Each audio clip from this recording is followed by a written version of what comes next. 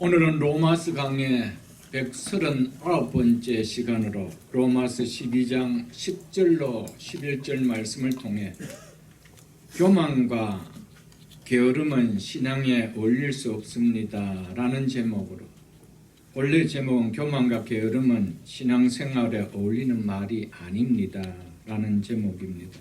주보에 다 들어갈 수가 없어서 제가 이렇게 줄였습니다.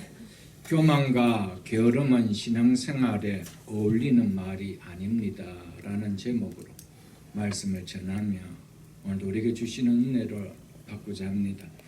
사도 바울은 로마서 12장 9절로 21절까지를 말하면서 먼저는 그리스도의 몸에 지체된 그리스도인들이 그리스도의 몸인 교회 공동체에서 다른 지체들과의 관계 속에서 보이며 생활해야 될 보편적인 행실과 행동이 어떠해야 함에 관해서 말하며, 두 번째는 교회 공동체 밖의 사람들과는 어떤 관계를 보이는 삶을 살아야 하며 행동해야 하는지에 관하여 말씀한다라고 지난 주일에 말씀을 제가 드렸습니다. 오늘은 지난 주일에 이어서 그리스도의 몸인 교회 공동체에서 다른 지체들과 관계 속에서 나타내야 할 보편적인 행실과 행동이, 보편적인 자세가 어떠해야 함에 관하여 권면하며 촉구하고 있는 내용입니다. 오늘 본문 10절은 이렇게 말씀하고 있습니다. 형제를 사랑하며 서로 우애하고 존경하기를 서로 먼저 하며. 사도 바울은 서로 우애하고 존경하기를 서로 먼저 하며라며 서로라는 말을 두 번이나 쓰면서 상호 관계를 강조하고 있음을 우리는 볼 수가 있습니다. 누가 먼저 해주어야 되지가 아니고 나는 받는 그런 갑의 위치가 아니고 항상 서로가 서로를 돌아볼 수 있는 상호 관계가 교회 공동체다라는 것을 말씀해 주고 있습니다. 먼저 앞부분인 형제를 사랑하여 서로 우애하며, 이 말을 우리가 살펴볼 텐데, 형제를 사랑하여 서로 우애하고를 바른 성경과 공동 번역은 형제의 사랑으로 서로 사랑하고 라고 번역하고 있습니다. NIV와 NASB는 형제의 사랑으로 서로 헌신하고 이렇게 번역을 하고 있습니다.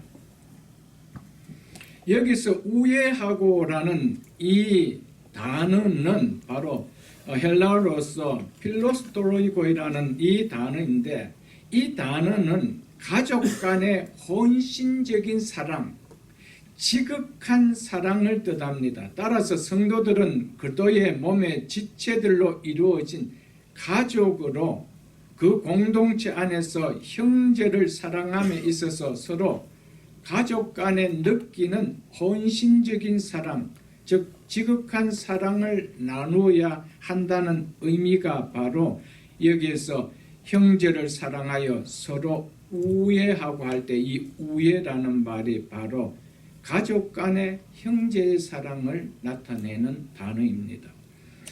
바울은 사랑에는 거짓이 없나니라고 한 후에 무엇보다도 우선적으로 하나님의 가족에 속한 지체들 간의 관계에서 이 사랑이 표현되기를 요구하고 있는 것입니다. 형제를 사랑하며 서로 우애하고 왜 그렇게 하라고 할까요? 그리스도의 몸에 우리는 지체들이기 때문이라는 것입니다. 그리스도인은 그리스도의 몸의 지체들입니다. 그의 몸인 교회의 지체들입니다.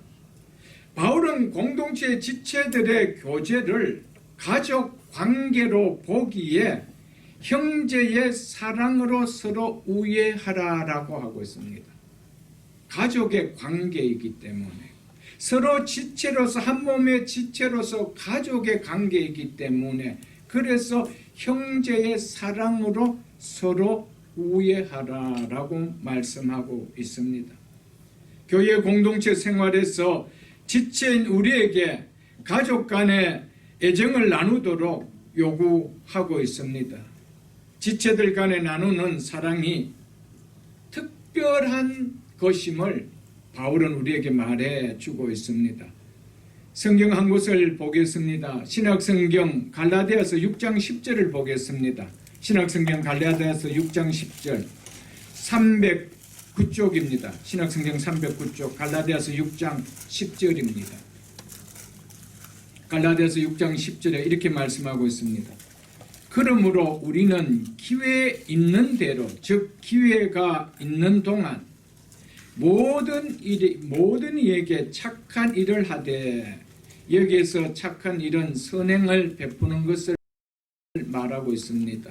착한 일을 하되 더욱 믿음의 가정들에게 할지라. 여기서 믿음의 가정들이라고는 번역하고 있는데 바른 성경과 NIV는 이것을 가족들에게, 믿음의 가족들에게 이렇게 번역하고 있습니다. 그리고 세번역과 공동번역은 식구들에게 이렇게 이야기하고 있습니다. 모든 이에게 착한 일을 하되 더욱 믿음의 가족들에게, 믿음의 식구들에게 할지니라. 성경이 이렇게 이야기하고 있습니다. 이 말은 무슨 말입니까? 지체들 간에 나누는 사랑은 이 정도로 먼저 나누어야 될 만큼 특별한 관계다, 이걸 이야기하고 있다는 겁니다. 우리는 교회가 비대해지면 비대해질수록 지체들 간의 형제라는, 가족이라는 교회의 본질이 자꾸 사라집니다. 아무리 같이 예배를 드리고 가지만은 서로가 남이요. 그런 가족이라는, 형제라는, 그래서 형제의 사랑을 나눠야 된다는 이런 생각은 전혀 들어오지 않습니다. 교회는 하나님의 가족입니다. 지체는 형제들이라고 성경은 분명하게 이야기하며, 그래서 믿음의 가족들에게, 믿음의 식구들에게 더욱 그렇게 할지라고 권면하고 있음을 우리는 기억해야 합니다.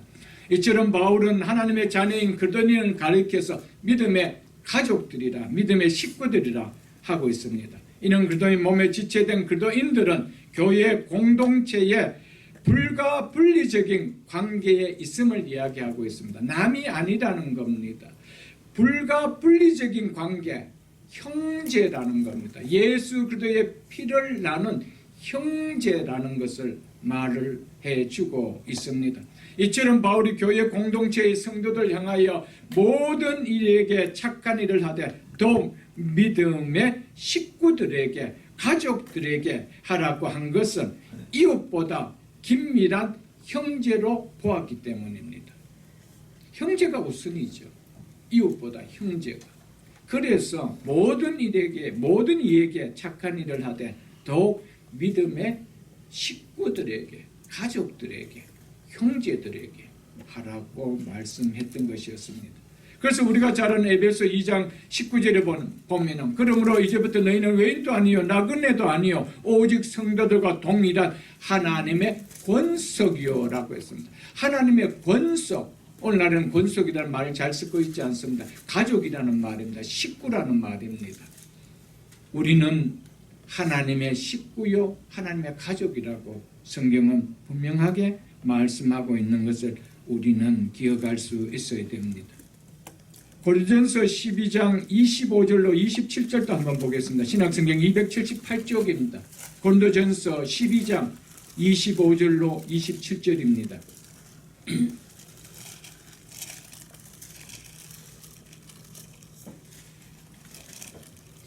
고린도전서 12장 25절로 27절입니다. 몸 가운데서 분쟁이 없고 오직 여러 지체가 서로 같이 돌보게 하셨느니라. 오직 여러 지체가 서로 같이 돌보게 하셨느니라. 이 사실 믿으십니까? 만일 한 지체가 고통을 받으면 모든 지체가 함께 고통을 받고 한 지체가 영광을 받으면 모든 지체가 함께 즐거워하느니라. 너희는 그리스도의 몸이요 지체의 각 부분이다. 아멘. 이게 교회라는 겁니다. 교회는 그리스도의 몸이고 우리는 그리스도의 몸에 지체되어 있는 우리가 교회라고 성경은 이야기하면서 오직 여러 지체가 서로 같이 돌보게 하셨느니라. 아멘. 아멘. 형제 사랑을 나누라는 겁니다. 이것이 교회입니다. 한 몸의 지체라는 말은 같은 가족의 일원이라는 말과 동일한 말입니다. 이처럼 교회 공동체의 지체로 부름을 받은 그리스도인들은 이웃이 아닌 식구로 가족 관계로 의식하기 때문에 우리는 서로 함께 기뻐하고 함께 아픔을 나누는 것입니다. 그러므로 바울은 형제를 사랑하여 서로 우애하라라고 말씀하고 있습니다. 오늘날 교회의 근본이 되는 이 지체의식이 교회가 많이 깨어지고 있습니다. 서로가 남입니다. 예배를 보고 나면 서로가 남입니다. 누가 누군지를 모릅니다. 심지어 목사님도 자기 교인들을 모르는 정도로 그렇게 되어버리고요. 서로가 앉아있지만 서로 이야기하다 아웃사이드에서 어떤 곳에 서로 만나서 이야기하다 보면 그 교회 다니십니까? 저도 그 교회 이렇게 이야기한단 말이에요. 이건 교회가 본질은 아니거든요. 교회의 본질은 공동체입니다. 가족 공동체입니다. 그래서 형제라 식구라 그렇게 말을 하고 있는 것이죠. 그래서 바울은 형제를 사랑하여 누가 형제입니까? 교회 공동체 모든 지체들 향하여 형제들이라 식구들이라 그래서 서로 우애하라 가족의 사랑을 나누라 이렇게 말씀하고 있다는 것입니다. 요한일서 4장 20절로 21절도 한번 보겠습니다. 요한일서 20장 21절로 392쪽입니다. 신약성경 392쪽 요한일서 4장 20절로 21절을 보겠습니다. 요한일서 4장 20절로 21절입니다. 누구든지 하나님을 사랑하노라 하고 그 형제를 미워하면 진정으로 하나님의 사랑을 경험하고 사랑하는 자는 반드시 다른 공동체의 다른 형제들을 사랑하게 됨을 지금 강조하고 있는 표현입니다. 그래서 누구든지 하나님을 사랑하노라 하고 그 형제를 미워하면 이는 거짓말하는 자요. 뭘 거짓말한다? 나 하나님 사랑해요 하는 것이 거짓말이라고 말을 하고 있다는 겁니다. 이 의미는 자신들의 행동을 통하여 스스로 하나님께 속하지 않은 자들임을 나타낸다 이 말이죠. 그 다음에 접속사가 들어가야 되는 문장입니다. 왜냐하면이란 접속사가 들어갑니다. 왜냐하면 왜 그것이 거짓말인지 왜냐하면 이유를 이야기합니다. 보는 바 그 형제를 사랑하지 아니하는 자는 보지 못하는 바 하나님을 사랑할 수 없기 때문이다라고 하고 있습니다.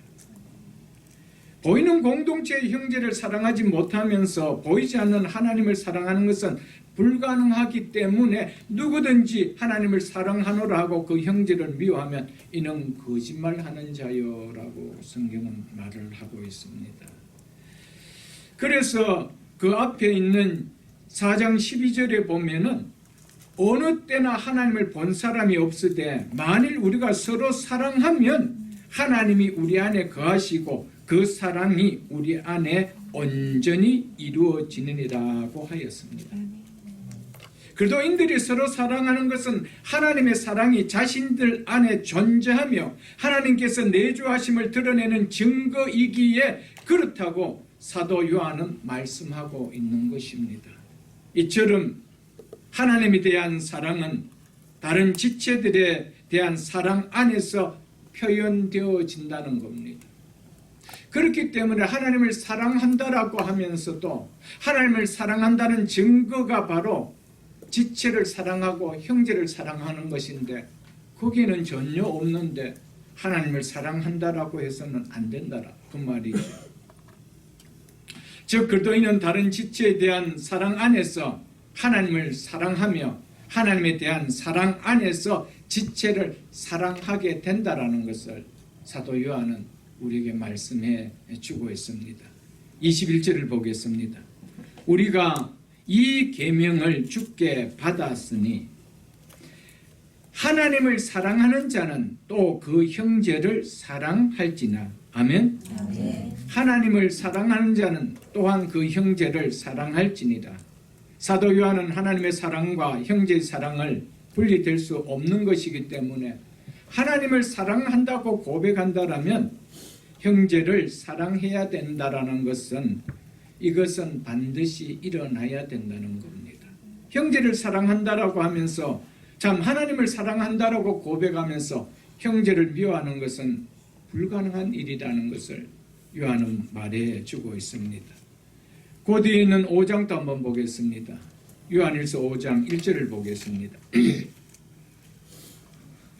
예수께서 그리스도심을 믿는 자마다 하나님께로부터 난 자니 또한 나신 이를 낳으신 이를 우리를 거듭나게 하신 이가 누구십니까? 하나님 아니십니까? 그래서 그분을 사랑하는 자마다 그에게서 난 자들 누구가? 나와 같은 동일한 지체인 성도지요. 그들을 마느니라 사랑하느니라. 성경은 이렇게 말씀하고 있습니다. 그 앞에 있는 요한일서 3장 14절도 한번 보겠습니다. 요한일서 3장 14절도 보겠습니다. 우리는 형제를 사랑함으로 사망에서 옮겨 생명으로 들어간 줄 알거니와 사랑하지 아니하는 자는 사망에 머물러 있느니라 라고 말씀하고 있습니다.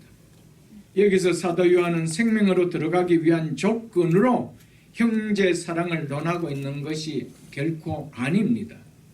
그렇다면 우리의 구원은 믿음으로가 아닌 행위의 구원이 되어지기 때문에 우리는 형제를 사랑하기 때문에 생명의 나라로 들어가는 구원을 받는 것이 아니라는 것을 말하고 있죠. 그러므로 이 생명으로 들어간 자의 증거가 무엇이라는 겁니까? 그 증거가 바로 형제를 사랑한다는 것입니다. 내가 생명으로 들어갔다라면 그 증거가 뭐냐? 그것은 하나님의 사랑, 나를 구원해 준 하나님을 사랑한다는 것이죠. 하나님을 사랑한다는 것이 뭐냐? 바로 보이는 형제를 사랑한다는 것. 그것을 말해주고 있습니다. 그 밑에 있는 3장 18절로 19절도 보겠습니다.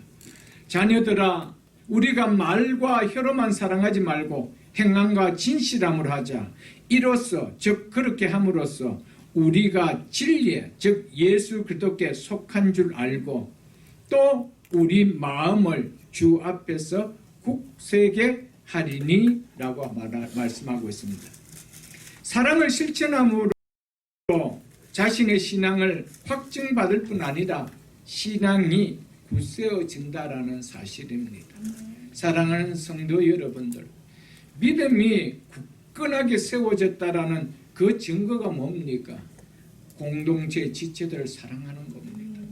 저분 참 믿음 좋아, 정말 신앙 고백이 너무너무 좋아하는데 형제들 보기에는 돌같이 본다라면은 그것은 아니라는 것이죠. 여러분 형제를 사랑함으로 말미암아 우리의 신앙이 더 굳건함을 드러낸다라고 사도 요한은 우리에게 말씀해 주고 있음을 우리는 좀 기억하는 신앙생활 될 수 있기를 축복합니다.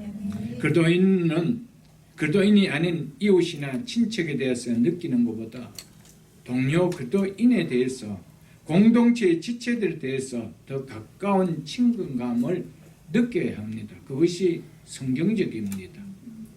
이는 필연적으로 일어나는 일임을 성경은 우리에게 말씀해 주고 있습니다. 그래서 바울은 우리는 기회 있는 대로 모든 이에게 착한 일을 하되 더욱 믿음에 가족들에게 믿음의 식구들에게 할지니라 라고 했습니다. 우선수를 어디에 두고 있습니까? 더욱을 어디에 두고 있습니까? 이웃이 아닙니다. 공동체의 지체들인 식구들에게, 가족들에게 그렇게 할지라고 성경은 말씀하고 있음을 우리는 기억해야 됩니다. 그만큼 예수 그리스도의 몸에 지체된 형제들은 나눌 수 없는, 분리할 수 없는 관계라는 이 사실을 우리는 기억해야 됩니다. 이 사실이 일어날 때 공동체에 대한 내 자세가 다르고요, 내 마음가짐이 다르고요, 표현이 달라지는 거예요. 그냥 아무런 생각 없이 그냥 오는 것이 아니죠. 한 주일 동안 우리 공동체 안에 어떤 분을 위하여 어떤 어려움이 있을 때 함께 기도하는 거예요. 때로는 또 위로의 메시지도 서로 나눌 수 있는 거예요.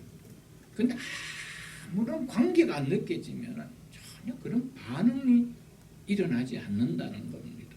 누가 아프면 아픈갑다. 그래서 끝나죠. 아무런 생각이 없는 거예요. 함께 기도해 주세요. 그러면 기도하는 거예요, 여러분. 그 형제지요, 여러분들. 우리는 모두 그리스도 안에서 새로운 본성을 가진 하나님의 자녀들이요, 같은 하나님의 권속입니다.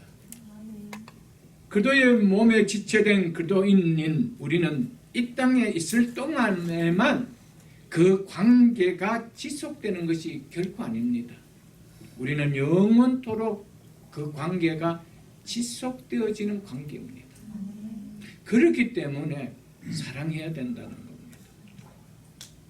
우리는 여기서 함께 사랑을 나눴기 때문에 이제 이 보이는 교회를 떠나서 보이지 않는 영원한 하나님의 교회에 천국에서 함께 할 때 거기서 그 사랑을 동일하게 날 수 있다는 겁니다. 우리는 여기서 일시적인 관계가 절대 아닙니다. 우리는 이 관계는 영원토록 지속되는 관계인 것을 우리는 기억해야 됩니다. 형제를 사랑하며 서로 우애하라는 이 말씀이 강조하는 것은 교회 공동체 지체들에 대한 형제 사랑이 보다 더 분명하게 나타나도록 서로 힘쓰라고 말씀하고 있는 것입니다. 우리 자세히 한번 말씀을 보십시오. 요즘 현대교회가 성경이 기록된 당시에 초대교회 같은 그런 형제애가 있는가? 오늘 교회 안에 성경이 기록될 당시와 같은 그런 형제애가 있는가? 교회에 대한 지체됨의 그런 의식들이 있는가? 여러분, 그냥 교회를 학교 다니듯이, 학원 다니듯이, 안 그러면 무슨 사회 무슨 클럽 모임에 가는 것처럼 그렇게 다니지, 이 관계가 어떤 관계라는 생각을 가져보지 않고 교회를 다니는 거예요. 그렇기 때문에 교회를 통하여 하나님께서 우리에게 약속하신 은혜와 복은 교회를 통하여 받아본 적이 없는 거예요. 왜? 교회를 모르기 때문에. 교회는 너무 신비한 곳이요. 여러분, 교회를 제대로 할 때 신앙생활이 제대로 되어지는 거예요. 그거는 분명한 사실입니다. 정말 저분 신앙 좋다는데 교회는 관심이 없고 성경은 관심 있는 사람이 있어요. 그건 아니옵시다. 여러분, 교회를 모르면 아무것도 아니에요, 여러분들. 우리의 신앙이라는 것은 우리의 인생에 정말 행복이 어디에서 오는가? 교회를 깨달을 때요. 그래서 교회 생활이 얼마나 즐겁다는 것을 알 때 신앙생활을 통하여 정말 내 인생이 행복한 인생이구나, 내 삶의 가운데 이런 행복을 누릴 수 있는 자가 어디서 느껴지는 거예요? 교회를 알 때입니다. 교회를 모르면 아무리 신앙생활 하면서도 내가 행복한 인생이라는 것이 와닿지 않아요, 여러분들. 신앙의 근본을 깨닫지 못하는 신앙이 되기 때문에 그렇다라는 사실입니다, 여러분. 사랑하는 성도 여러분, 오늘 바울이 우리에게 말씀하신 형제를 사랑하며 서로 우애하라는 이 말씀을 기억하며 하나님의 말씀의 권위에 순종을 보이며 전보다 더욱 이 공동체 지체들을 사랑하는 신앙생활을 할 수 있기를 주의 이름으로 축복합니다. 그 다음에 바울은 존경하기를 서로 먼저 하며라고 말씀하고 있습니다. 이 의미는 존경하는 일에 뒤지지 말며 서로 먼저 낮게 여겨라. 먼저 서로를 나보다 낮게 여겨라. 이것을 말하고 있습니다. 다른 사람의 존중을 기다리지 말고 먼저 존중하라는 겁니다. 예배를 마치고 나서도 서로 먼저 인사를 나누라는 겁니다. 인사해 줄 때까지 기다리지 말고 인사를 받고 난 다음에 그냥 반응으로 그렇게 대답하지 말고 서로 먼저 하라는 거예요. 서로 존중하라는 거예요. 서로 존경하라는 거예요. 남을 존경하기 위해서 먼저 내 자신이 겸손해지지 않고는 남을 존중하는 표현은 일어나지 않습니다. 내가 잘났다라는 교만한 마음이 있는데 내가 먼저 남을 존중하게 여기는 겸손함이 일어나지 않습니다. 교만한 자세로는 결코 남을 사랑함도 존중함의 모습도 보일 수가 없습니다. 겸손해야 다른 사람을 존중히 여길 수가 있는 것이죠. 존중하기를 서로 먼저 하면이라는 이 바울의 권면은 자기 자신을 다른 사람보다 내세우는 교만의 자만에 대한 경고요, 겸손에 대한 촉구로 하는 이 말씀입니다. 존경하기를 서로 먼저 하려면은 이것은 겸손하지 않고는 되어질 수가 없죠. 자만과 교만에 가득한 자세로는 이것이 일어날 수가 없습니다, 여러분들. 성경 한 곳을 보겠습니다. 신약성경 빌립보서 2장 3절을 보겠습니다. 신약성경 빌립보서 2장 3절 319절입니다. 319쪽. 신약성경 319쪽 빌립보서 2장 3절을 보겠습니다. 아무 일에든지 다툼이나 허영으로 하지 말고 즉 이기심이나 헛된 자만으로 하지 말고 이 말입니다.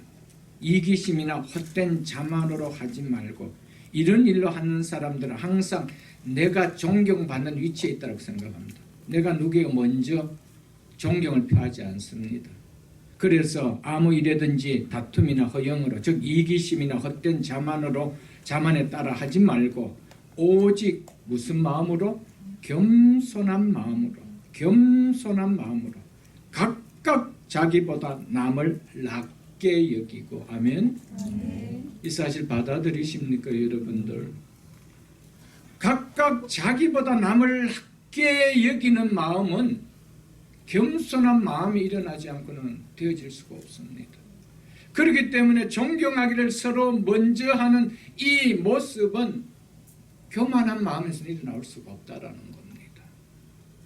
겸손한 마음으로만이 가능하기에 오직 겸손한 마음으로 각각 자기보다 남을 낮게 여기고라고 바울은 그렇게 말씀했던 것이었습니다.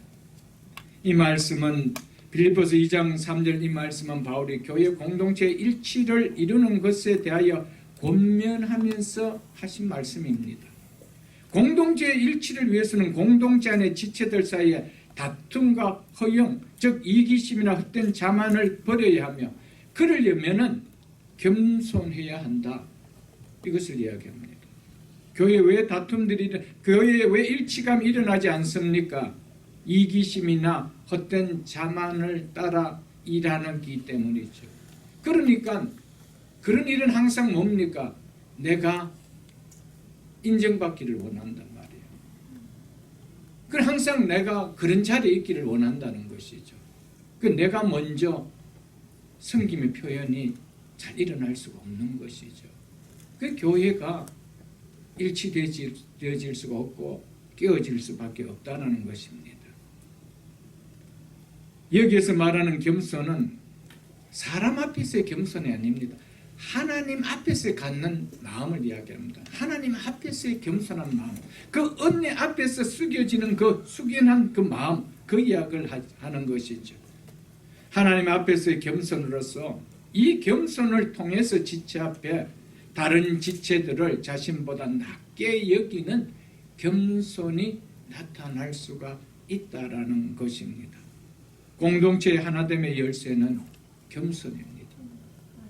공동체의 숫자가 적는데 적다 하더라도 거기에 전부 다 자기를 알아주세요라고 하는 교만한 자의 마음을 가진 자들로 가득하다라면 그 교회가 일치가 일어날 수가 있을까요? 절대 일치가 없습니다. 저분이 내게 인사하기 전까지 난 절대 인사 못해 그러면 여러분들 그 분위기가 얼마나 싸늘해요. 여러분 예배 마치고 나면 집사님 은혜 많이 받으셨죠 하고 서로 인사를 좀 나눌 수 있기를 축복이 아니고 부탁드립니다. 인사하는 가정이나 공동체는 참 교육을 잘 받았다 이 생각이 딱 들었죠. 어느 가정에 갔을 때 인사를 안 해보십시오. 이 가정의 교육이 어떻다는 것이 금방 드러나요. 한국에서는 그런 게 교육이 잘 되죠. 미국은 그렇지 않잖아요. 그렇죠? 미국은 그런 문화가 아니기 때문에. 근데 한국의 신방 같은 데서 가보면은 누가 왔다 그러면 낯선 사람한테 방문 다 열고 아이들이 와서 인사하는가 하면은 있는 거 알면서도 인사 안 하는 데 있죠. 그거는 우리 구분하잖아요. 우리가 새 성도가 새 가족들이 교회에 방문하고 혹은 등록하고 있을 때 물끄러미 바라보고 저 사람 왜 왔지? 이런 식으로 바라본다라면 이런 그게 어떻게 되겠어요, 여러분? 정말 목사님 신앙교육 잘 시켰다 이런 생각이 들까요, 여러분? 그거는 못해줄 정도로 반갑게 인사는 좀 나눌 수 있어야 되지 않겠어요, 여러분? 그럴 수 있기를 주의 이름으로 잘하고 계시는데 제가 한 번 더 부탁을 드리는 겁니다. 잠언을 한번 보겠습니다, 여러분들. 잠언 21장 4절 봅니다. 구약 잠언 21장 4절 구약 성경 934쪽입니다. 934쪽입니다, 여러분.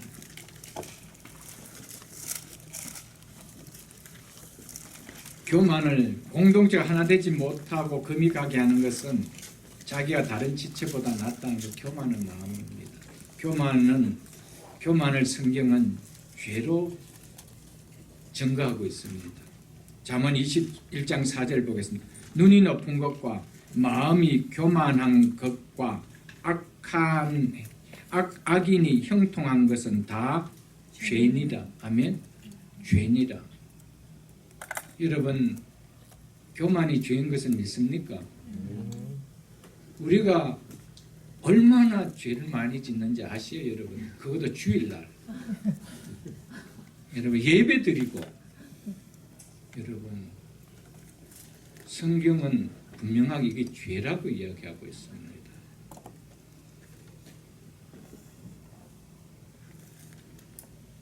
그리고 존경과 존중에는 반드시 사랑이 따라갑니다.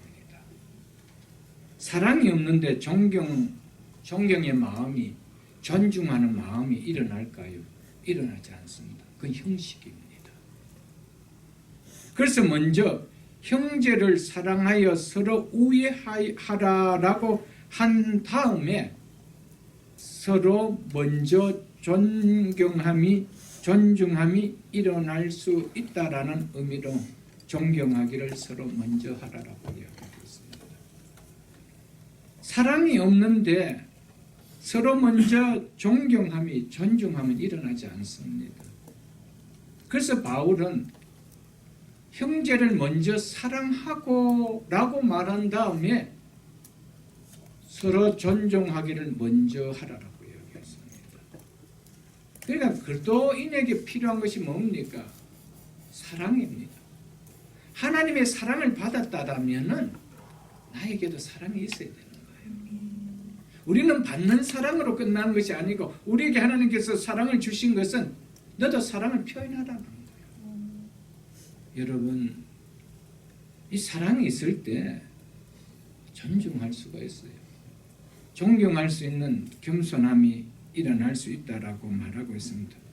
그래서 우리가 잘 아는 고린도전서 13장 4절에 보면 사랑은 오래 참고 사랑은 온유하며 시기하지 않으며 사랑은 자랑하지 않으며 교만하지 아니하며 그랬습니다. 사랑에는 무엇이 없다고요? 교만이 없대요. 교만이 있다는 것은 사랑이 없다 이 말이에요, 여러분들.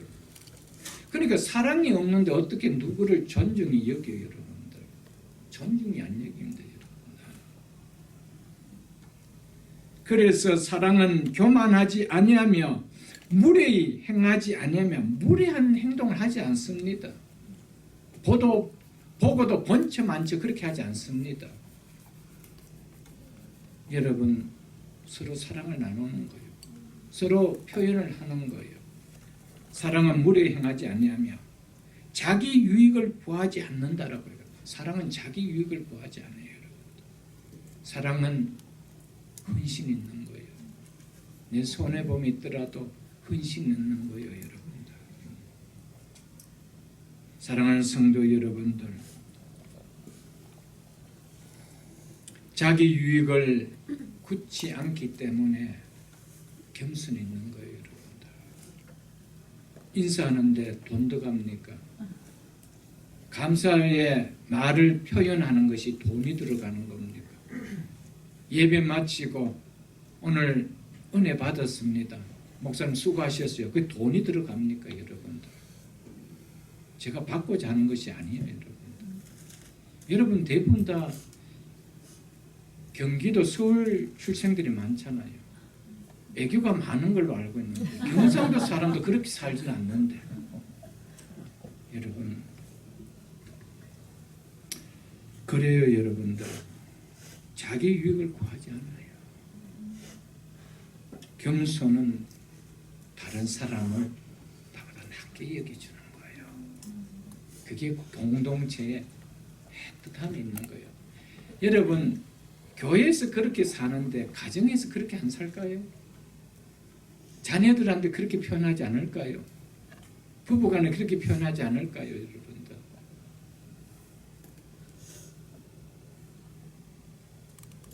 그래서 고린도전서 10장 24절에도 이렇게 말하고 있습니다. 누구든지 자기 유익을 구하지 말고 남의 유익을 구하라라고 이야기하고 있습니다. 이 사실을 기억할 수 있기를 축복합니다.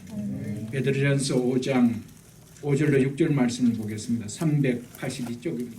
신약성경 382쪽입니다.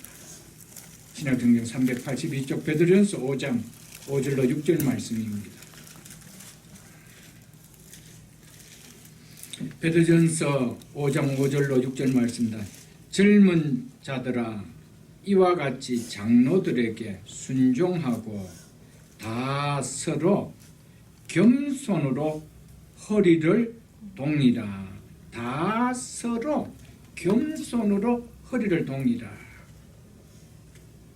허리를 동인다는 것은 이것은 당시 노예들이 주인을 시중 들 때 하던 취하는 모습이었습니다.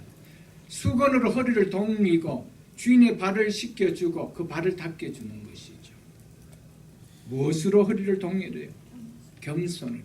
서로 일방이 아니고 쌍방이 상호가 서로 겸손으로 허리를 동이고 라고 하고 있습니다. 이 모습을 누가 친히 보여주셨습니까? 예수님께서 십자가를 지시기 바로 전날 밤 수건으로 허리를 두르고 제자들의 발을 씻기신 것을 상기하면서 베드로가 지금 권면하고 있는 것입니다. 이는 공동체의 지체들은 공동체에서 겸손히 섬기는 자가 되어야 함을 권면하는 말씀입니다. 그러면서 이어서 왜냐하면이라는 접속사가 들어갑니다. 왜냐하면 겸손해야 하는 이유를 말씀해주고 있습니다. 왜냐하면 하나님은 교만한 자를 대적하시되, 대적한다는 말은 물리치신단 말입니다. 하나님은 교만한 자를 물리치시되, 여기서 물리친다라는 것은 은혜와 복을 주지 않으신다는 이 말입니다. 우리는 대표적인 예가 사울왕을 볼 수가 있지 않아요, 여러분들? 사울왕을 통하여 하나님은 교만한 자를 물리치셔야 한다는 교훈을 우리는 받을 수가 있어야 됩니다. 사울왕은 너무 교만했습니다. 교만으로 허리를 뚫린 자였습니다. 그의 마지막이 어떠했는지 우리 사무엘상을 우리가 보면서 우리가 보지 않았습니까? 이런 큐티하면서 우리가 보지 않았습니까? 여러분들 그 마지막이 어땠습니까? 하나님께서 은혜를 물리쳐 보니까 자기 몸 버렸습니까? 가족이 한순간에 가족이 멸절되는 것을 우리가 보지 않았나요? 여러분, 교만은 이만큼 무섭기에 교만을 죄라고 잠언에서 말씀하고 있는 걸 기억해야 됩니다. 그래서 뭐라고 하고 있습니까? 겸손한 자들에게 은혜를 주시니라. 왜 겸손해야 한다고 말합니까? 하나님은 교만한 자를 물리치시고 겸손한 자에게 은혜를 주시기 때문이라고 말씀하고 있습니다. 그렇기에 너희들은 허리를 겸손으로 허리를 동하고 그렇게 공동체 생활을 하라고 하는 거 아니에요, 여러분. 사랑하는 성도 여러분, 여러분은 하나님의 은혜가 물리치는 자가 되기를 원하십니까? 하나님의 은혜가 부어지는 자가 되기를 원하십니까? 그렇다면 이렇게 사는 것이 어렵습니까, 여러분들? 아무리 하나님의 자녀라 할지라도 하나님이 은혜 주시지 않으면 이 땅에 살아갈 동안 인생 풀리지 않습니다. 우리의 인생을 결정짓는 키는 하나님의 은혜입니다. 하나님의 은혜가 우리의 삶과 인생을 결정짓는다는 사실 잊지 마십시오, 여러분들. 하나님을 믿으면서도 하나님의 은혜가 아니라도 난 얼마든지 잘 살고 있다라고 말한다면 그 하나님 믿는 거 아니에요, 여러분. 하나님 믿는 백성들은 하나님의 은혜가 아니면 내 삶도 내 인생도 풀리지 않는다는 것을 확실히 아는 겁니다. 그래서 예배에 와서 하나님 은혜를 받기를 사모하며 예배드리잖아요. 하나님 앞에 기도하면서 하나님 오늘도 은혜 받는 삶이 되기를 원한다라고 우리가 기도하는 거 아니에요, 여러분들. 하나님 은혜가 아니고 내 힘으로 내 실력으로 살아갈 수 있다라고 하는 사람들에게는 하나님의 은혜라는 말은 그냥 추상적인 용어예요. 그냥 교회에서 말하는 지식적인 용어밖에 와닿지 않겠지요, 여러분들. 겸손히 하나님의 은혜를 담는 그릇인 것을 우리는 믿을 수 있기를 축복합니다. 우리가 하나님의 은혜를 받는 삶이 되기를 원한다면 겸손하라는 것입니다. 그래서 6절에 뭐라고 말씀하고 있습니까? 그러므로 하나님의 능하신 즉 능력의 손 아래서 겸손하라. 때가 되면 너희를 높이시리니. 아멘. 하나님의 능력의 손 아래서라는 말은 하나님의 주권 아래서라는 말입니다. 우리의 생과 사와 화와 복을 주관하시는 그분의 능력 아래서 겸손하라. 그래야만 때가 되면 내가 너를 높여주겠다라고 말씀하고 있는 것입니다. 사무엘상 2장 6절로 7절에 보면 이렇게 말씀하고 있습니다. 여호와는 죽이기도 하시고 살리기도 하시며 스월에 내리기도 하시고 거기에서 올리시기도 하시는도다. 여호와는 가난하게도 하시고 부하게도 하시며 낮추시기도 하시고 높이시기도 하시는도다. 아멘. 아멘. 이 하나님의 능하신 주권 아래서 능력의 손 아래서 겸손하라. 때가 되면 내가 은혜를 주겠다라는 겁니다. 그러나 교만한 자는 하나님 이 은혜를 물리치신다라고 말씀하고 있습니다. 역대상 29장을 한번 보겠습니다. 654쪽입니다. 654쪽 역대상 29장 12절에도 이렇게 말씀하고 있습니다. 구약성경 역대상 29장 12절 654쪽입니다. 부와 종기가 주께로 말미암고 또 주는 만물의 주제가 됐사 손에 권세와 능력이 있사오니 모든 사람을 크게 하신가 강하게 하심이 누구의 손에 있나이다? 주의 손에 있나이다. 아멘. 이 사실 믿으십니까, 여러분들? 그래서 이 하나님의 능하신 손 아래서 겸손하라는 거예요. 하나님은 가난하기도 하실 수 있고 부하기도 하실 수 있고 낮추시기도 하시고 높이시기도 하시는 그 하나님, 그분의 능력의 손 아래서, 그 능하신 손 아래서 겸손하라. 겸손하라. 때가 되면 겸손한 자에게 은혜를 베풀어 주신다라고 말씀하고 있습니다. 사랑하는 성도 여러분, 성도가 겸손해야 될 이유가 뭡니까? 우리 모두가 하나님의 능하신 손 아래 있기 때문입니다. 내 삶과 내 인생이 내 능력 아래, 내 손 아래 있다고 생각하는 사람은 세상에 힘 있는 사람에게는 겸손할지 몰라도 하나님 앞에서, 하나님 말씀 앞에서, 하나님께서 형제로 삼아주신 지체 앞에서는 겸손하지 못합니다. 사랑하는 성도 여러분, 우리가 많이 배웠고 많이 가졌고 높은 주위에 있다 하더라도 공동체 안에서 지체기에 겸손함을 표현할 때 하나님은 그에게 은혜를 주신대요. 여러분, 우리는 은혜 받지 않고 살아갈 수 없어요. 그래서 하나님의 능하신 손 아래서 겸손하라. 때가 되면 너희를 높이리라. 사랑하는 성도 여러분, 내 인생과 내 삶은 내 손이 아닌 하나님의 능하신 손 안에 있음을 믿는 자가 하나님을 믿는 하나님의 자녀예요. 그렇기 때문에 내 힘으로, 내 능력으로 내 인생과 내 삶을 해쳐가는 자가 아니고 나는 하나님의 은혜가 아니면 살아갈 수 없다라고 하니 모든 말씀 앞에서 나는 순복하는 거예요. 하나님이 겸손하라면 겸손하는 거예요. 너희가 서로 사랑하라면 사랑하는 거예요. 서로 존중하기를 먼저 하라면 먼저 하는 거예요. 이것이 겸손이에요. 여러분, 그런 인생치고 안 풀리는 인생이 있을까요? 그런 가정치고 안 풀리는 가정이 있을까요? 그런 삶이 안 풀리는 삶이 있을까요? 여러분, 지금까지 교회 생활하시면서 하나님의 은혜의 원리를 어떻게 받으셨습니까? 열심히 교회는 다녔는데 공동체 생활을 어떻게 하셨습니까? 하나님이 높여주시고 싶은 그런 하나님 앞에서 겸손한 삶을 살았습니까? 지체들 나보다 남을 낮게 여기는 겸손함을 드러내는 형제의 사랑함을 드러내는 삶을 사셨습니까? 우리에게 한 번 더 하나님은 말씀을 통하여 도전을 주십니다. 너희가 하나님의 말씀을 통하여 구원받은 백성으로서 구원받은 은혜가 얼마나 크고 놀랍다라면 이제는 구원 은혜 받은 백성답게 이렇게 살아야 되지. 이 삶을 살아갈 때 이 땅에서 백성들이 주는 은혜가 이런 것이 있는데 이렇게 살아야 되지 라고 권면하고 있다는 사실을 기억할 수 있기를 주의 이름으로 축복합니다.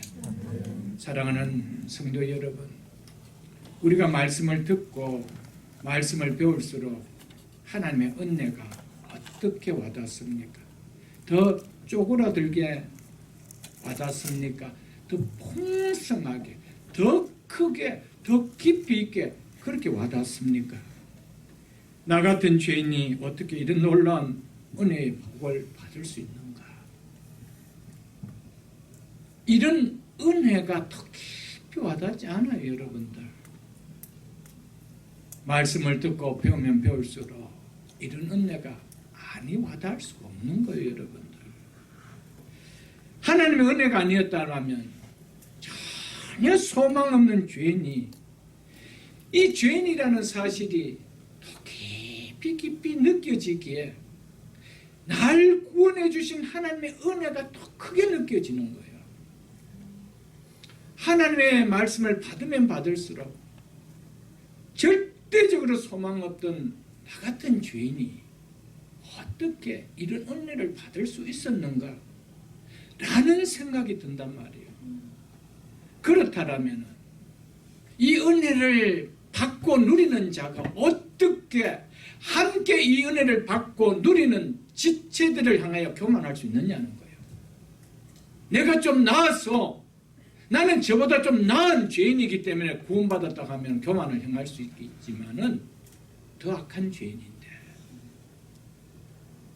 그런 은혜를 받았다라면 공동체 안에서 다른 지체들 향하여 옹매임할 수 있나요? 여러분?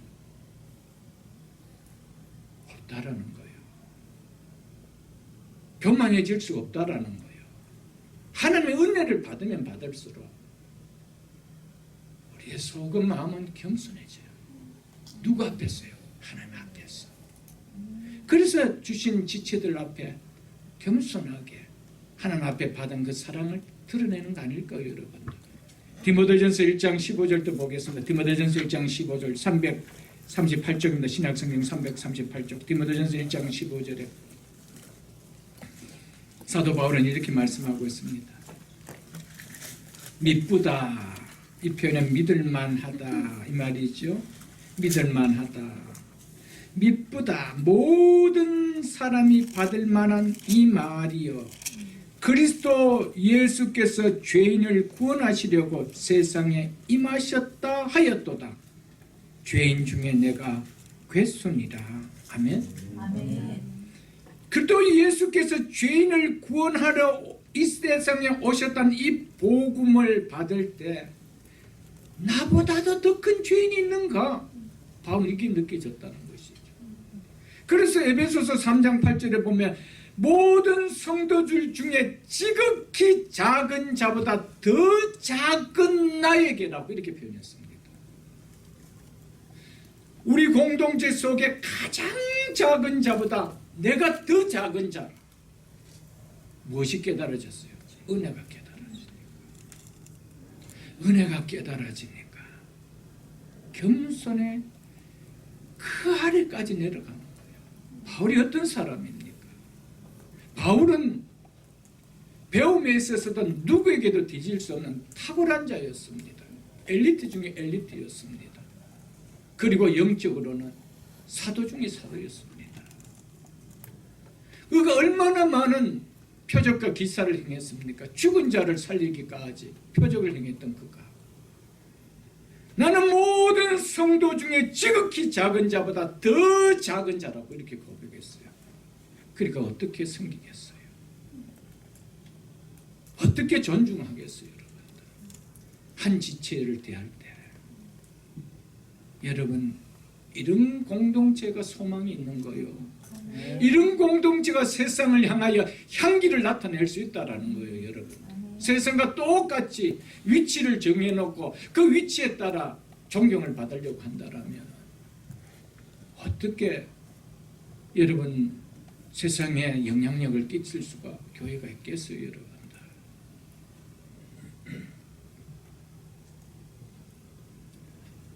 사랑하는 성도 여러분, 우리가 복음을 듣고 하나님의 말씀을 통하여 은혜를 받으면 받을수록 나는 괜찮은 인간이다, 나는 죄인이지만 그래도 괜찮은 죄인이다, 이런 생각이 들어올 수 있을 거예요. 이런 생각 자체가 들어올 수가 없습니다. 나는 결코 내세울 것이 없는 정말 벌레만도 못한 존재라는 이 고백 아닐까요, 여러분들?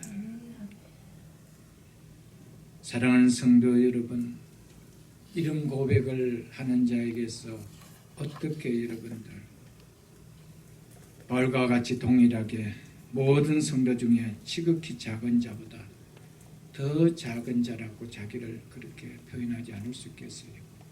그런 자에게서 공동체 안에서 어떻게 겸손한 삶을 살아가지 않을 수가 있겠어요, 여러분?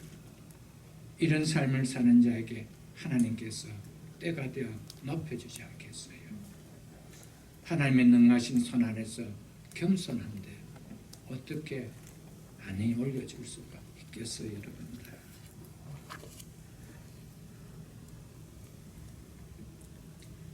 사랑하는 성도 여러분,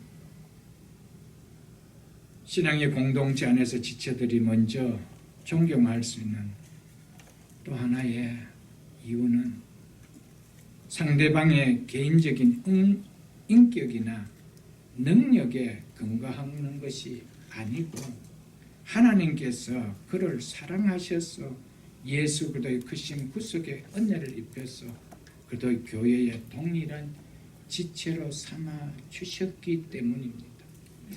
사회는 그 사람의 능력과 인격을 보고 우리가 존중도 할 수가 있고 존경도 할 수도 있고 안 할 수도 있지만 교회는 동일하게 하나님의 사랑을 입은 지체로 삼아 주셨기 때문에 하나님 보시기에는 급이 다른 사가 한 사람 없어요.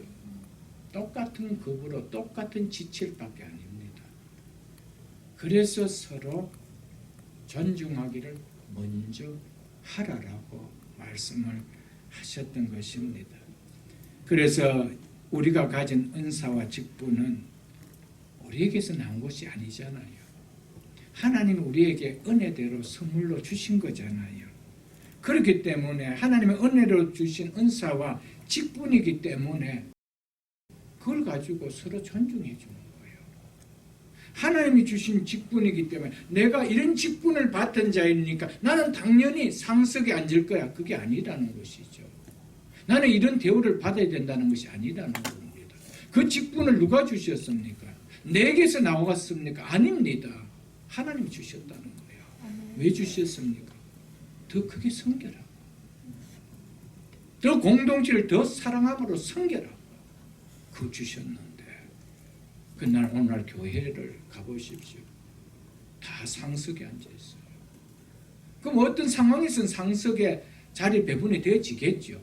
그러나 그것 자체가 세상 사람들 같이 그런 상석의 위치에 놓이는 위치가 아니라는 것을 우리는 깨달아야 된다는 사실입니다. 여러분들 11절을 보겠습니다. 부지런하여 게으르지 말고 열심을 품고 주를 섬기라 라고 두 번째 말씀하고 있죠. 그리스도인들은 모두 그리스도의 몸의 지체들입니다. 그러면 지체는 우리가 어떤 마음으로 어떤 정신으로 지체된 교회 공동체에서 그 역할을 감당해야 되는지 바울은 11절에서 이야기해 주고 있습니다. 답은 부지런하여 게으르지 말고 열심을 품고 주를 섬기라는 것이죠. 이 말씀 앞에 우리 모두는 자유로울 사람 없을 겁니다. 우리는 다시 이 말씀 앞에 도전받고 힘을 받고 나아가자는 겁니다. 나는 괜찮은데 이것은 저분이 꼭 들어야 된다 이런 말씀이 아니옵시다. 우리 다가 저 자신부터 우리는 들어야 될 말씀입니다. 아멘? 지체라는 소명을 받은 그리스도인은 주님의 몸인 교회를 위해 공동체를 위해 부지런함이 있어야 하며 생명을 가진 자답게 항상 살아있음을 나타내는 활력을 보여야 한다라는 의미에서 바울은 이렇게 말했습니다. 한마디로 신앙생활에 있어서 교만과 함께 게으름은 즉 나태함은 경계해야 될 1순위다. 이것을 이야기해 주고 있습니다. 그만큼 교만과 게으름은 공동체를 무너뜨리는 위험 요소라는 것을 성경은 이야기해 주고 있습니다. 바울이 주님을 섬기는 일에 있어서 부지런하여 게으르지 말고 열심을 품고 섬기라고 강조하는 것은 신앙생활의 가장 중심과 메인인 교회 공동체 생활에 나태함을 경계해야 된다라는 의미에서 이 말씀을 하신 것입니다. 한마디로 말해서 신앙생활은 적당히 해서 되어질 수 있는 것이 신앙생활이 아니다라는 것을 말해주고 있습니다. 우리는 많은 경우에 신앙생활을 적당하게 하면 된다고 생각합니다. 남보다 많이 안 쳐지고 그렇다고 너무 앞서지도 않고 적당히 하면 된다고 생각합니다. 오늘 말씀을 비춰보십시오. 로마 교회 성도들이요, 지체들이요, 적당히 주를 섬기라 이렇게 하고 있습니까? 부지런하여 게으르지 말고 열심을 품고 주를 섬기라. 열심을 품고 주를 섬기라. 아멘.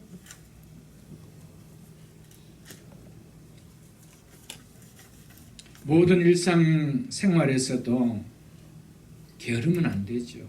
사람이 인정받을 수 없습니다.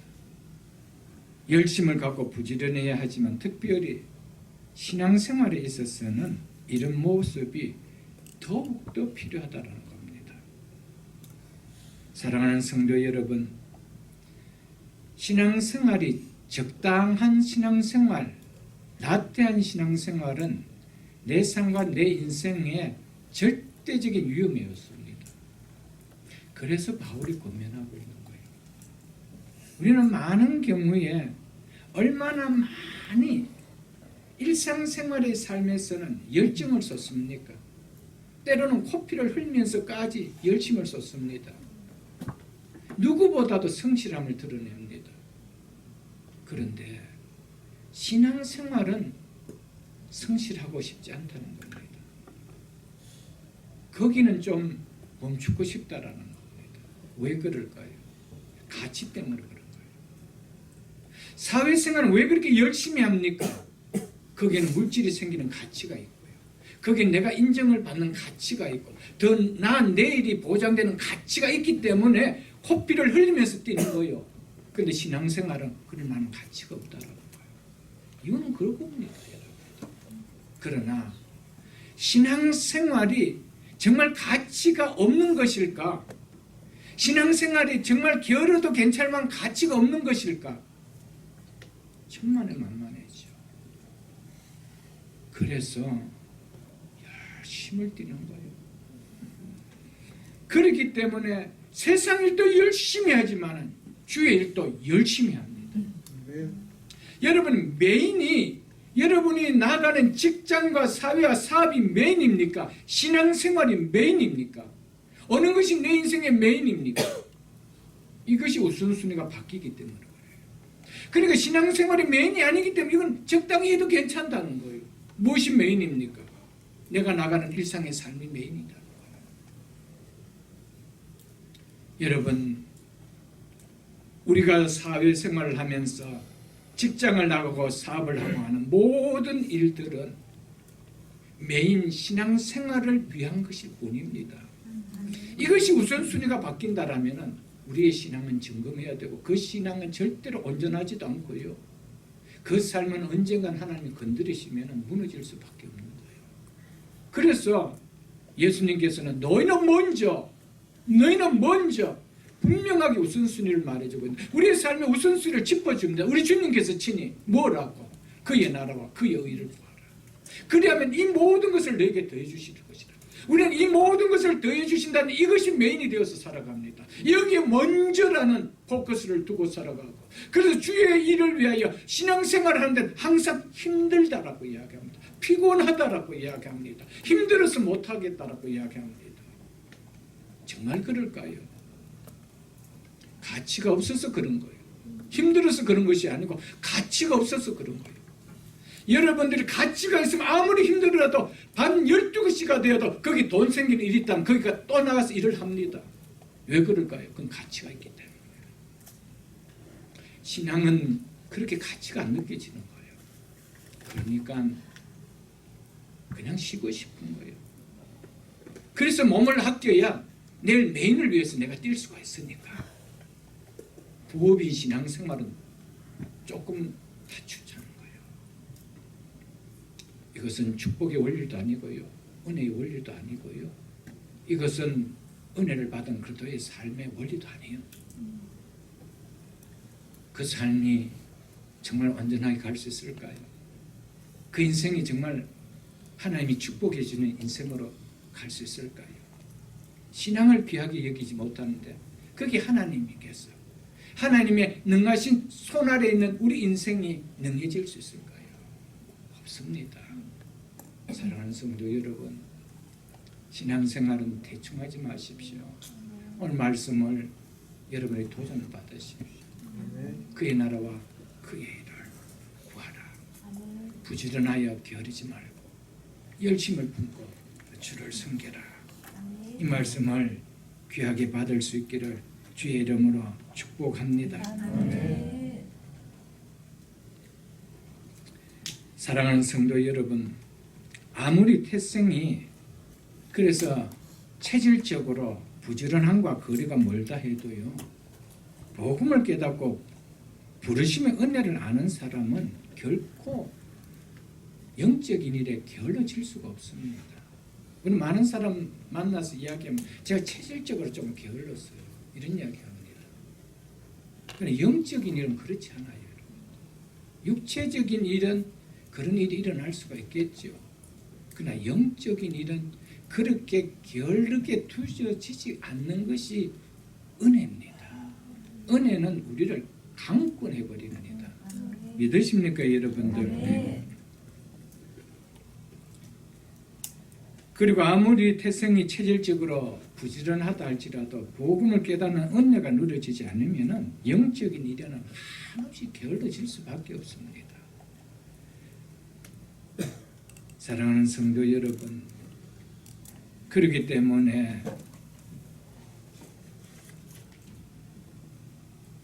우리는 무엇보다도 먼저 은혜를 받으려고 했어야 됩니다.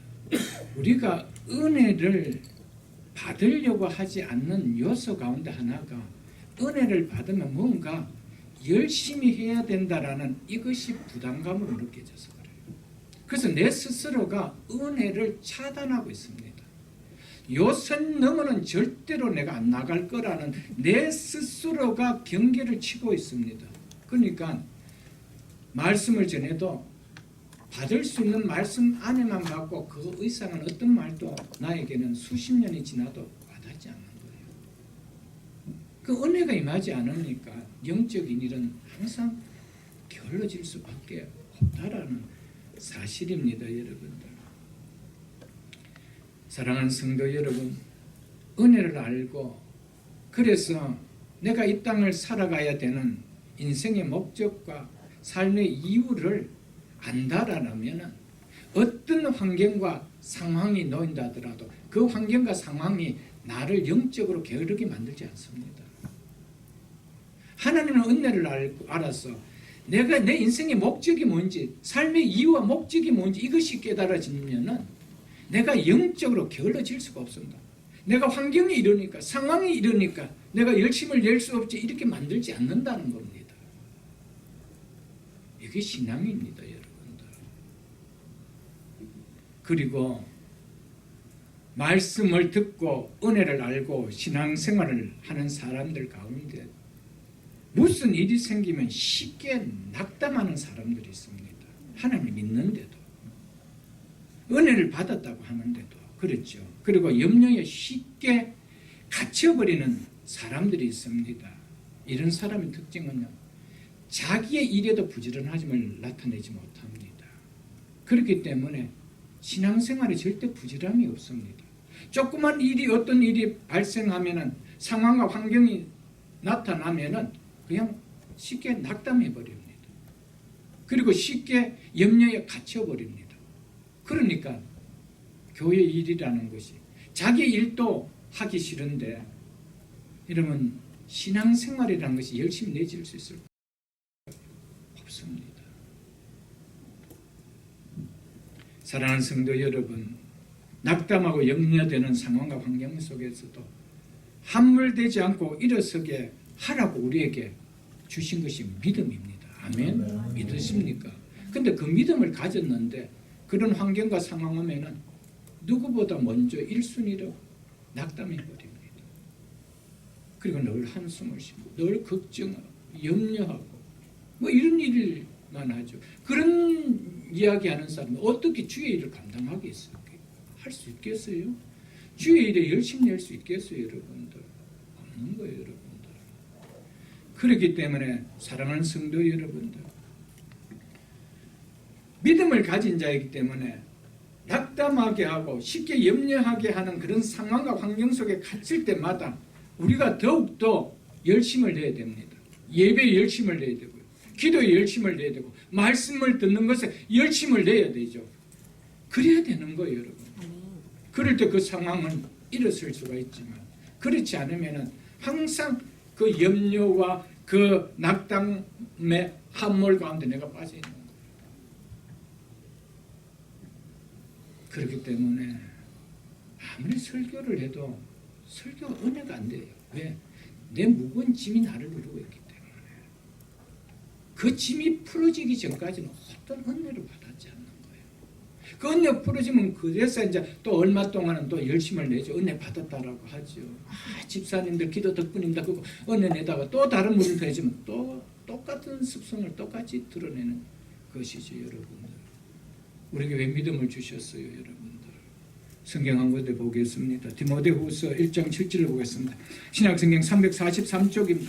신약성경 343쪽 디모데후서 1장 7절입니다. 디모데후서 1장 7절 하나님이 우리에게 주신 것은 두려워하는 마음이 아니요. 믿으십니까? 네. 두려워하는 마음이 아니요. 하나님께서 우리에게 주신 것은 두려워하는 마음이 아니요. 오직 능력과 사랑과 절제하는 마음이니라고 말씀하고 있습니다. 하나님께서 우리에게 주신 믿음은 두렵게 하는 상황과 환경을 만날 때 두려워하는 마음을 가지라고 주신 것이 아니라 그것을 거뜬히 믿음으로 이겨내라고 믿음을 주신 것을 믿을 수 있기를 축복합니다. 그래서 미가서 8장에 보면은 미가서 7장 8절에 보면은요, 나는 엎드려질지라도 일어날 것이요 어두운 데 앉을지라도 여호와께서 나의 빛이 되실 것이미로다. 아멘. 나는 엎드려질지라도 일어날 것이요. 이게 믿음을 가진 자 아니에요, 여러분. 나는 어두운 데 앉을지라도 여호와께서 나의 빛이 되어 줄 것이다. 이게 믿음 아니에요, 여러분. 그런데 조그만 어려움 오면 낙심, 절망, 좌절, 염려, 그런 분에게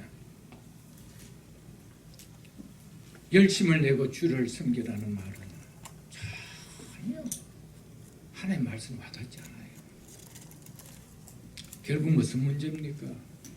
믿음이 문제입니다. 믿음은 어디에서 옵니까?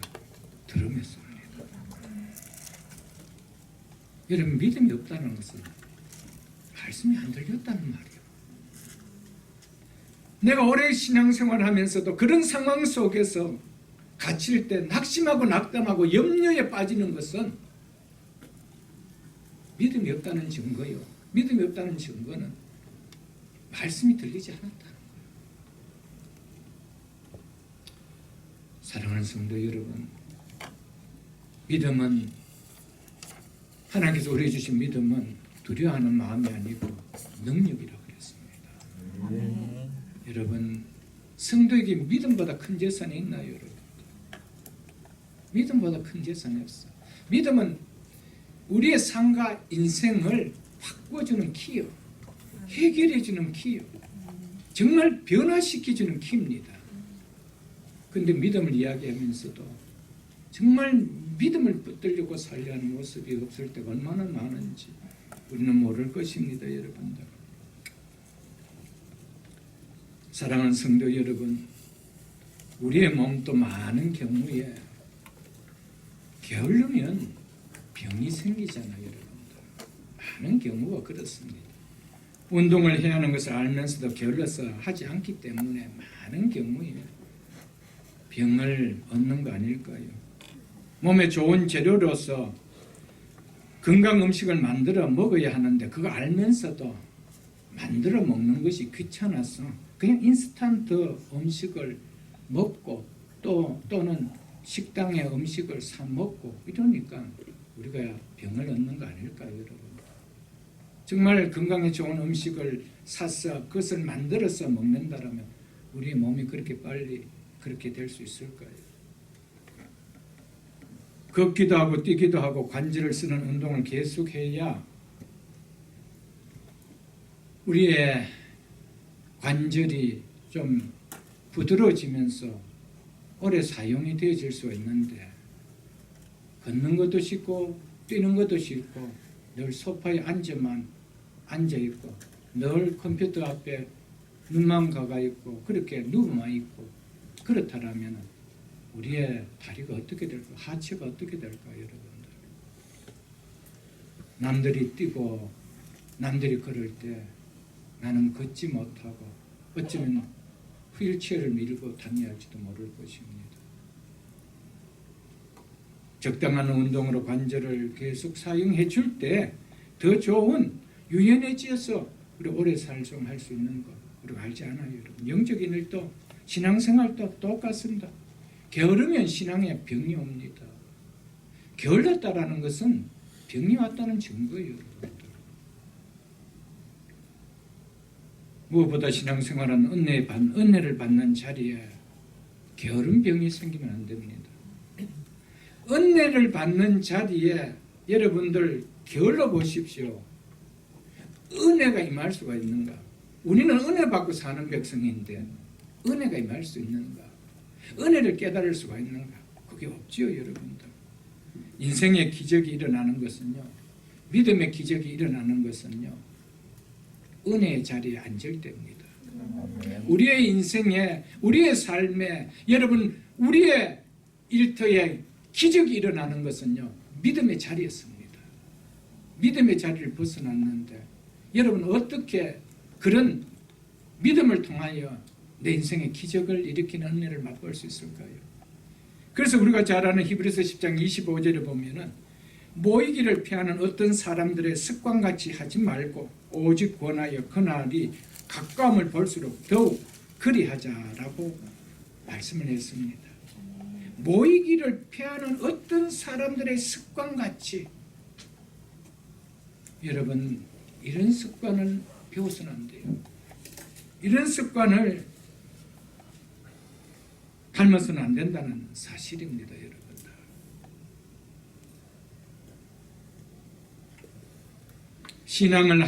신앙이 하락하는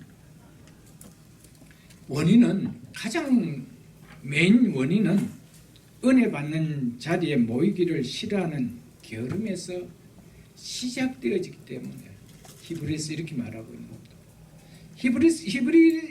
히브리서를 받는 이 공동체가 점점 믿음의 하락을 가는 원인이 어디 있었는가? 그래서 변질되어서 그래서 공동체를 떠나가는 경우가 어떻게 생겼는가? 저자는 모이기를 그들이 피했기 때문이라는 겁니다. 여러분, 모이기를 피하는 공동체에 은혜가 임할까요? 모이기를 피하는, 거기에 여러분들 모이는 일에 게으르는데 우리의 삶에 은혜가 임할 수가 있을까요?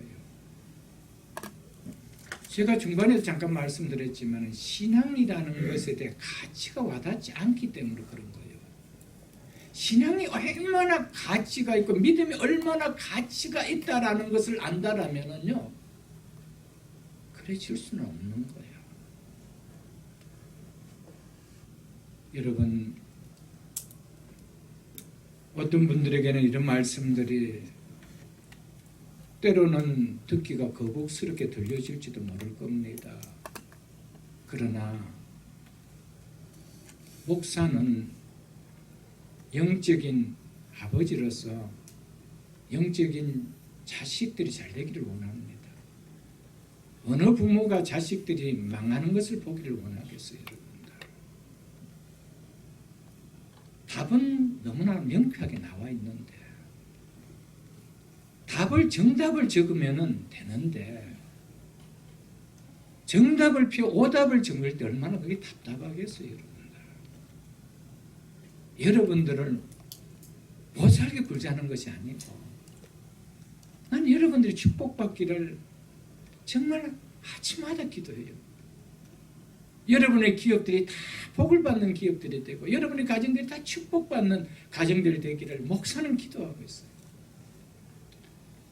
목사는 기도하지만 여러분들이 그 기도에 부응될 수 있도록 말씀을 받을 때, 그렇게 살아줄 때 여러분 된다는 사실을 여러분들 꼭 기억하십시오, 여러분들.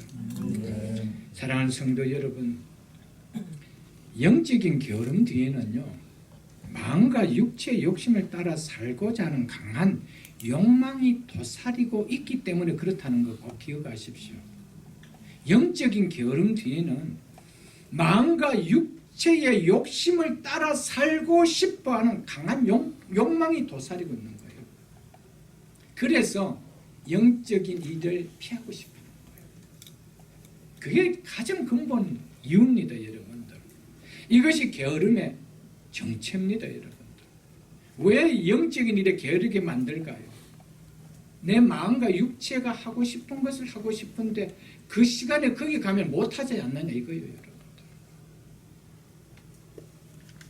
내가 이 시간에 뭘 하면 돈이라도 생길 때 왜 내가 그 시간에 거기 가야 돼? 이렇게 한다는 말이에요. 그러니까 마음과 육체의 욕심을 따라 살고자 하는 강한 욕망이 게으름, 영적인 게으름 백그라운드에 있다 이 말이에요. 그거 아니라고 부인할 수 있는 사람 아무도 없을 겁니다. 진짜 가고 싶은데 모든 경우도 있어요.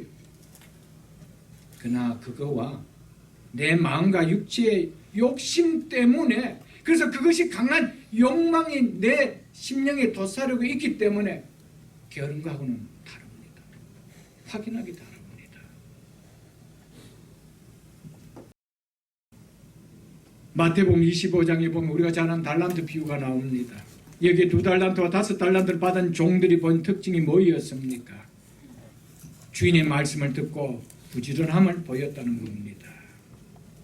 그들에게 주님께서 뭐라고 말씀했습니까? 착하고 충성된 종아, 네가 적은 일에 충성하였으면 내가 많은 것을 네게 맡기리니, 내가 많은 것을 네게 맡기리니 내 주인의 즐거움에 참여할지라. 이 사실 믿으십니까? 그와 반대로 1달란트 받은 종이 보인 특징은 뭡니까? 주의 말씀을 듣고서 보인 게으름이었습니다. 이것이 특징이었습니다. 그런 게으름을 보인 그 1달란트 받은 종에게 주인이 한 말씀이 뭐였습니까? 악하고 게으른 종아, 악하고 게으른 종아, 이 무익한 종을 바깥 어두운 데로 내쫓으라. 거기서 슬피 울며 이를 갈리라 하셨습니다. 주님 앞에서 부지런함은 착한 성품으로, 충성된 성품으로 주님 인정해 주십니다. 그러나 게으름은 악한 성품으로 이야기하고 있습니다. 그래서 1달란트 받은 자에게 악하고 게으른 종이라고 했습니다. 여러분은 주님 앞에 어떤 성품입니까? 착한 성품입니까? 충성된 성품입니까? 아니면 악한 성품입니까? 사람 앞에 어떻게 보이느냐가 중요한 것이 아니에요. 하나님이 나를 어떤 성품으로 평가하실까? 우리는 깨어 살아야 합니다. 왜냐하면 이 땅에 육신의 삶이 다라면 어떻게 살면 어때요, 여러분? 우리의 시간이 얼마 남은지 우리는 알 수 없지만 오늘이라도 부르신다면 우리는 우리에게 시간과 삶을 맡겨주신 그분 앞에 서서 결산을 받아야 돼요. 뭐라고 결산을 받을까? 사랑하는 성도 여러분, 인생의 목적이 정해진 사람은요, 삶의 목적이 정해진 사람은요, 여러분, 살아가는 시간이 분명하게 그 목적을 드러내는 의미를 나타내며 살아갑니다. 그럴 수밖에 없습니다. 학생들의 목적이, 어떤 A라는 학생의 목적이 내가 이 학교에 들어가는 것이다, 그래서 이 메이저를 전공하는 것이다 라고 목적을 정해놨다면 그의 하루하루 시간의 카운트에 드러내는 모든 의미는 그와 연결되어 있어요. 여러분의 인생의 삶의 목적이 만이 돈이라면 모든 삶의 과정은 돈과 다 연결되어 있습니다. 틀림없습니다. 내 인생의 골이 적어도 이런 정도의 부를 가지고 살아야 된다라고 한다면은 우리 모든 삶의 가정들을 다 나누어서 보십시오. 그거와 연결되어 있습니다. 그러나 우리의 삶의 목적이 정말 해분이라면, 영원한 영광의 그 나라가 우리의 인생의 골이 맞다라면 우리의 살아가는 모든 삶의 과정은 그거와 연결되어 있는 삶을 드러낸다 이 말이에요, 여러분. 믿으십니까, 여러분? 그러니까 우리가 예수를 믿어도 인생의 골과 삶의 골이 천국과 연결된 것이 아니에요. 구원과 연결된 것이 아니에요. 그러니까 신앙생활이 겨울 수밖에 없는 거예요. 온통 삶의 목적은 육체와 관계되는 거예요. 육신과 관계된단 말이에요. 여러분, 우리의 모든 삶은요, 목적을 정해놓고 우리가 살아가는 거예요. 그래서 목적이 없는 사람들 삶을 보십시오. 이렇게 지그재그 인생을 살아가는 거예요. 이 비즈니스도 해봤다, 저 비즈니스도 해봤다, 이것도 해봤다, 저것도 해봤다, 그런 거예요, 여러분들. 그러나 인생에 목적이 있는 사람들은 세상 사람도 그걸 살아 안 가죠. 여러분, 그렇지 않아요. 인생의 목적이 뭡니까? 여러분이 예수를 믿는 목적이 무엇입니까? 정말 새하늘과 새 땅, 의가 있는 그 나라가 맞습니까? 그래서 그 나라를 사모하며 오늘도 신앙생활하고 그분 앞에 설 것을 준비하며 예배를 드리고 있습니까? 그렇다면 내 삶의 모든 시간표에 드러나는 모든 일들은 그것과 연결이 돼야 돼요. 근데 어떻게 신앙생활이 게을러질 수 있나요? 내 모든 삶이 신앙과 연결이 돼야 되는 거예요. 이 사실을 받을 수 있기를 주의 이름으로 축복합니다. 마지막으로 열심을 품고 주를 섬기라라는 이 말씀을 조금 살펴보고 말씀을 마치도록 하겠습니다.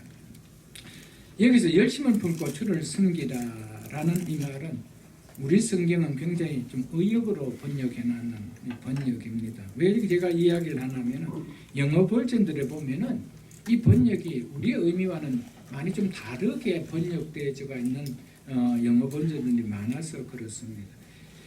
여기에서 열심을 품고라는 이 원어는 푸뉴마지오라는 말입니다. 이 말은 성령과 혹은 인간의 영을 뜻하는 푸뉴마라는 이 단어와 물이 끓듯 열정적이라는 뜻을 가진 제오라는 단어가 합성되어져 있는 말입니다. 그런데 우리 성경에는 이 성령의 혹은 인간의 영을 뜻하는 이 푸뉴마라는 이 단어가 해석되어져 있지 않고 그냥 이것을 의미적으로 의역해서 그냥 열심을 품고 이렇게 번역해 놓은 것입니다. 그런데 이 푸뉴마를 성령으로 보는 신학자도 있고 특히 켈빈이 그렇고요. 인간의 영으로 보는 신학자도 있습니다. 특별히 존 머리 같은 개교 신학자가 이렇게 말하고 있습니다. 만일 성령을 의미하는 것으로 본다면 본문의 의미는 성령과 함께 열심을 품고가 되고요.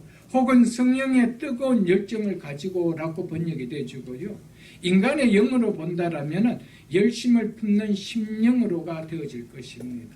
그래서 바른 성경에는 영으로 뜨겁게 주님을 섬겨라. NIV는 어떻게 되어 있습니까? 영적 열심을 품고 주를 섬겨라 이렇게 번역되어 있죠. 새 번역은 성령으로 뜨거워진 마음을 가지고 주님을 섬겨라라고 이렇게 번역하고 있습니다. 어떻게 번역이 되든 의미는 별 차이가 없습니다. 왜냐하면 인간의 영은 결코 성령이 아니고는 뜨거워질 수가 없기 때문입니다. 우리의 심령은 성령이 아니고는 뜨거워질 수가 없기 때문에 그래서 주를 섬기기 위한 열심은 성령의 감화가 아니면 되어질 수가 없는 것입니다. 인위적인 열심은 잠시 하다 식어질 수밖에 없습니다. 그리고 한 다음에는 또 다른 이야기들이 나옵니다. 그러나 성령으로 뜨거워진 마음으로 하는 것은 다릅니다. 그래서 새 번역은 성령으로 뜨거워진 마음을 가지고 즉 심령을 가지고 주님을 섬기십시오라고 번역을 해놨습니다. 부지런하여 게으르지 말라고 한 다음에 열심을 품고 즉 뜨거운 열심이라는 말을 덧붙이고 있으면 부지런하여 게으르지 않을 수 있는 그 길이 뭐냐 이걸 지금 말해주고 있는 것이죠.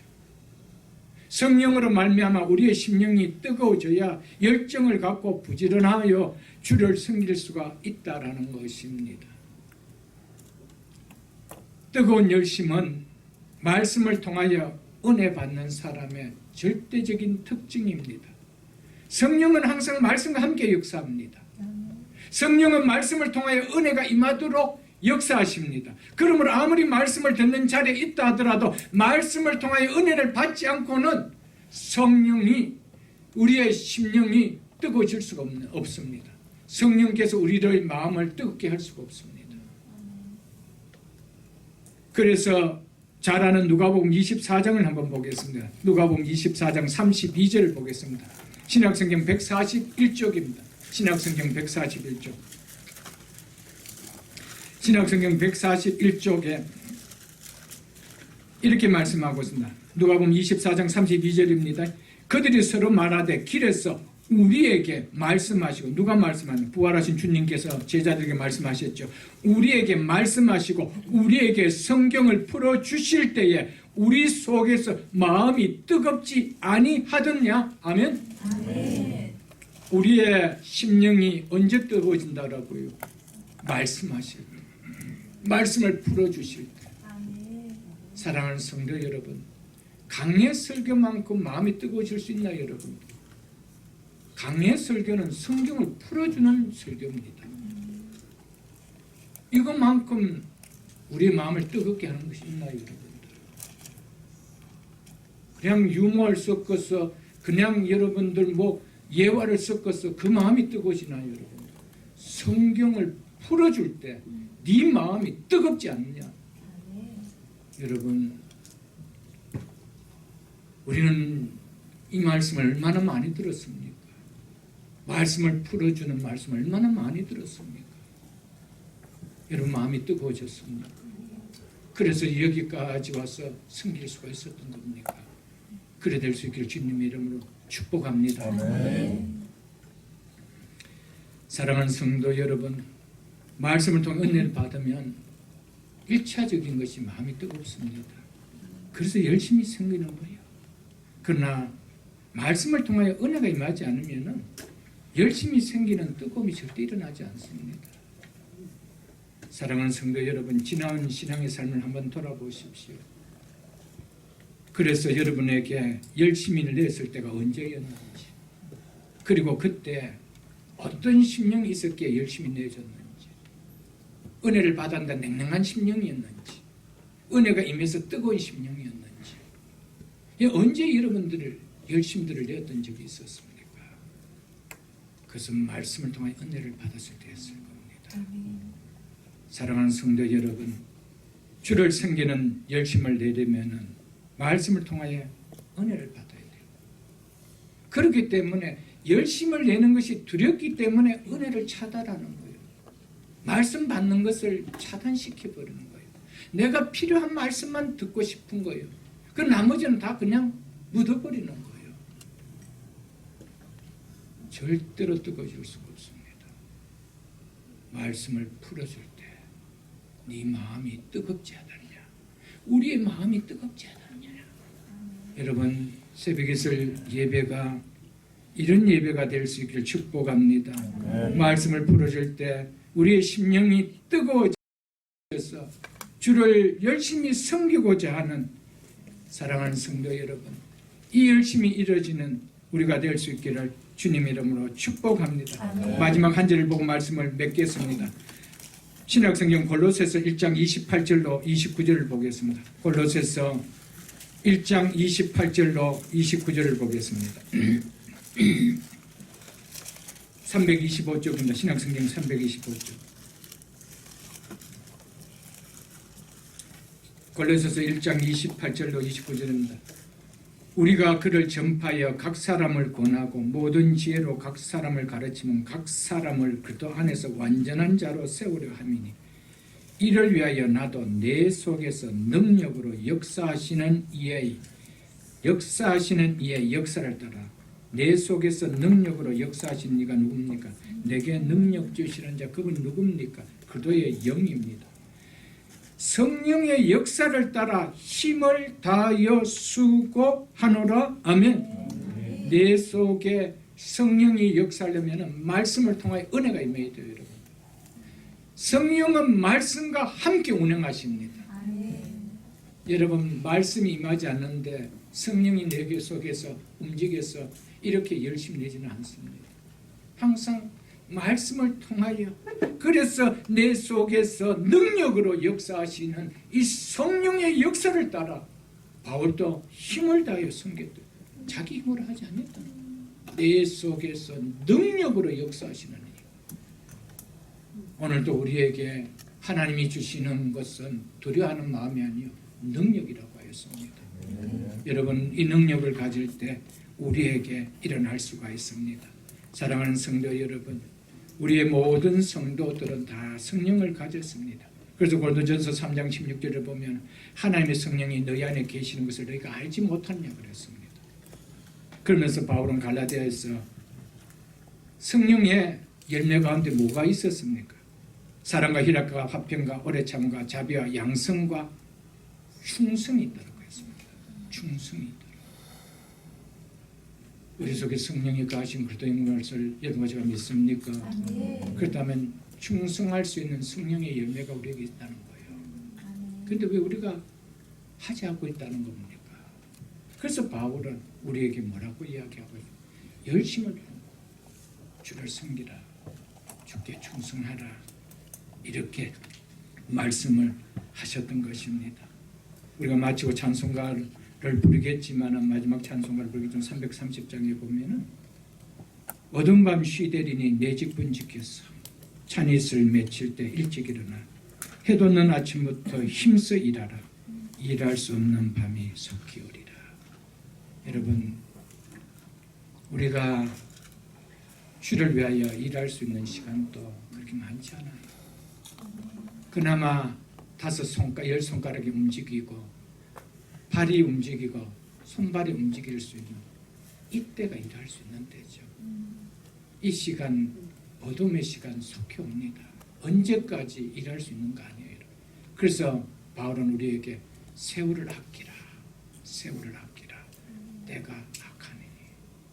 세월을 아끼며 남은 인생 속에 주를 열심히 섬길 수 있기를 축복합니다. 오늘은 교만과 게으름은 신앙에 어울릴 수 없는 말이라고 라는 제목을 말씀드렸습니다. 하나님 신앙생활에 있어서 사랑하는 성도들, 교만도 게으름도 어울릴 수 없는 말인 줄 알고 이제는 이것을 내 삶에서 떼어놓으리고 정말 주를 위하여 그리스도의 지체들을 사랑할 뿐 아니라 우애하며 서로 사랑할 뿐 아니라 존경하기를 먼저 하며 또 열심히 품고 주를 섬기는 우리 남은 생애가 될 수 있기를 주의 이름으로 축복합니다.